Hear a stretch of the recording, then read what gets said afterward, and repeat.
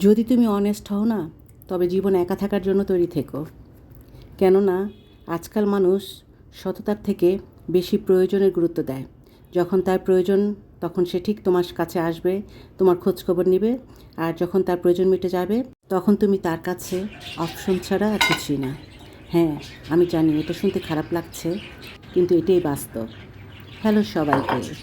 খালাকে দিয়ে ফ্যান মোছালাম। কতদিন পর পরই ফ্যানগুলো এত ময়লা হয়ে যায়। তারপর আমি রান্নাঘরে চলে এসেছি। খালা কেটে দিয়ে গেছে, সেই ঘর মপ করছে আর আমি এদিকে রান্না করছি। দেখো বেগুন ভাজা বসিয়ে দিলাম, একদিকে রাইস কুকারে ভাত বসিয়ে দিয়েছি। আর গ্যাসের এরকম অবস্থা, কিছুদিন ভালো ছিল, আবারও সেই আগের মতোই একদম অল্প জালে কাজ করতে হচ্ছে। এই আস্তে আস্তে জালে কাজ করতে হচ্ছে। তাই আমি আর গ্যাসের চুলায় ভাতটা রান্না করি না, রাইস কুকারে দিয়ে দিই। আর এদিকে একটু বাইরে আসলাম, বেশ বাতাস ছিল, কিন্তু প্রচুর রোদ, আর কেমন যেন একটু গরমও লাগছে, কিন্তু বাতাসও ছিল। বাতাসে কিন্তু আমার চুলা প্রায় নিভু নিভু অবস্থা। এমনি চুলার জাল নেই, তারপরে বাতাসে আবার নিভে যাওয়ার মতো অবস্থা হচ্ছিল। এদিকে দেখো, তোমরা কে কে আমড়ার আচার দিয়েছো কমেন্টস করে জানাতে ভুলো না। আমি কিন্তু আমড়ার আচার দিয়ে ফেলেছি। কত করে 60 টাকা কেজি আমড়া নিয়ে আসলাম, সেদিন রমনাতে হাঁটতে গিয়ে আমড়া নিয়ে এসেছি 3 কেজির মতো, পরে আচার দিয়ে দিলাম।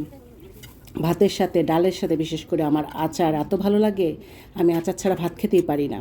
তো বেগুন ভেজে সেই তাওয়াতেই আমি আবার মাছ ভেজে ফেলছি। আজকে রুই মাছ রান্না করব।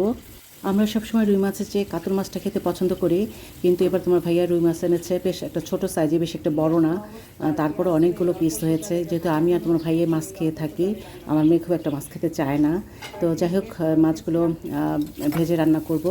কিন্তু আমার খালাকে আজকে কোনো তরকারি ঘরে ছিল না, বেগুন ছিল, একটু বেগুন দিয়ে, আর একটা ঝিঙা ছিল, ঝিঙা না কহি ওইটা কী বলে, ঝিঙা ছিল।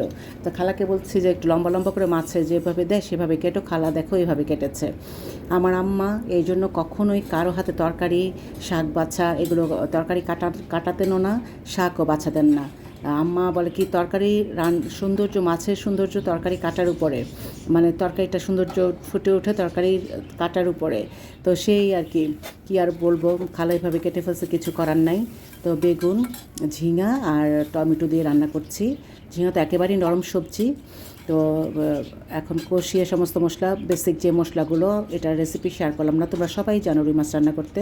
তো সমস্ত বেসিক যে মশলাগুলো সেগুলো দিয়ে দেন কষিয়ে সবজিটা দিয়ে, সবজিটা সিদ্ধ হয়েছে পরে, আর বেগুন আর ঝিঙা সিদ্ধ হতে তো বেশি সময় লাগে না, পরে ভাজা মাছটা দিয়ে দিলাম। এখন নামানোর আগে একটু টালা যে জিরা গুঁড়াটা সেটা দিব, আর ধনেপাতা কাঁচামরিচ দিয়ে নামিয়ে নিব। ট্রাস্ট মি, অনেক ইয়ামি হয়েছিল মাছ রান্নাটা। তো যাই হোক, মাছ রান্না করে সব কিছু ক্লিন করে এখন এই যে বাটিতে ঢেলে ফেলবো। আর মাছটা বেশ ফ্রেশও ছিল।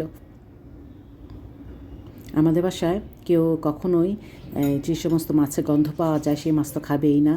তো যাই হোক, আজকের মেনুতে ছিল রুই মাছ, বেগুন ভাজা, পাট শাক ছিল, আর এদিকে লাউ ছিল, আর হচ্ছে ডাল। তো এই দুটো, আর ওগুলো আনিনি, ওগুলো গরম করছি, যেহেতু আগের দিন রান্না ছিল। গ্যাস থাকে না বলে এখন কিছু রান্না একটু বেশি করে রেখে দেই।